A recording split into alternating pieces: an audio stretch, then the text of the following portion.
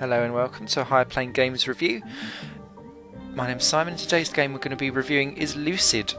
It's available on the PC, you can download it from Steam, and it's a funky little puzzler game that's got its own little game mechanics, which are quite enjoyable.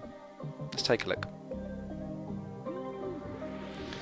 Now Lucid, instead of being a match 3 or a match 4, as you can see, the faithful screen with plenty of gems on, this is basically a match all. So long as you can do a continuous line with your cursor that goes all the way through all the gems of the same colour that are connected, then you're fine.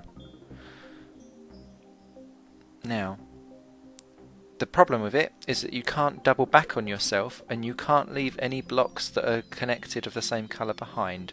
So long as you can completely get rid of what you're after, then that counts as a move. Now, on the left hand side of the screen you can see a pie chart going around, or a moon, and that is slowly filling up every time that I use and collect the blocks that are underneath. So this next move, it's asking me to go for a blue. And you can do any kind of squiggle that you like, so long as it is continuous, just like that one there. Now once the pie chart's full, thank you, you can achieve a state of lucidity, and therefore finish the level. And then it's on to the next. And that in essence is really the game, the main game mechanic to Lucid. Now with each level, of course, you can see the massive clump of pink ones down there. We can't go for it yet because you need to go for a green one first. But once you've done that, the kind of crux of the game is to try and work out how to get round the massive clumps if you can. And if you can't, to try and then break them up so that they're not all together, because that is the big problem. Is that as you move through and the levels get harder and harder, you start to get places where you can't actually get rid of them, because there might be a big line across the screen of the same colour block, and if one's just attached one end to the other, you can't jump in and jump out again. So therefore that entire clump of blocks, see the pink ones there, that kind of do like a little bridge with a tower on top, it's useless. So you need to try and get rid of that so that you can actually go all the way round. Now at the top there you can see some shimmering blocks, a green and a pink. They're what's called lucid blocks. If you hit one of those, then that clears the screen of whatever gems you're going for. However, it's in your interest not to do that, because they do add on as an additional score at the end of each level. So therefore, only use them if you desperately need to, because it will affect your score. And this is a scoring game. There's no multiplayer whatsoever, which is a shame. They could have done one where you could have, I don't know, chucked across black blocks that you can't get rid of, and it could have buggered everyone else's turn.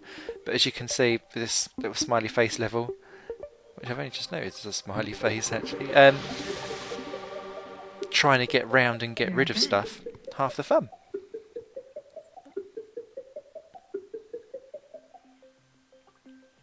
Now, as you can see in the later levels, things start to get very fragmented, so you will need to use lucid blocks sometimes, just as this one, to try and get out of the screen, because you will be stuck.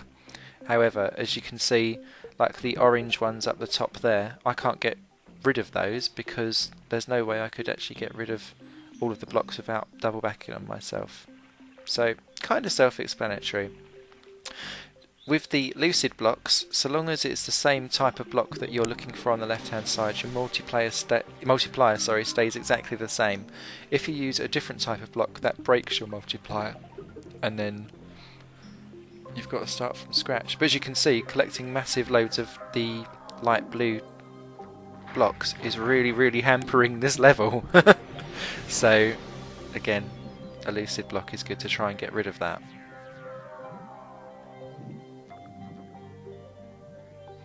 Overall, I would say Lucid is great fun. There's no time constraints to it. You can play along at your own time, at your own pace. It does try and market itself as a Zen puzzler, which to some extent it is, but you will be sitting there trying to replan out your moves beforehand.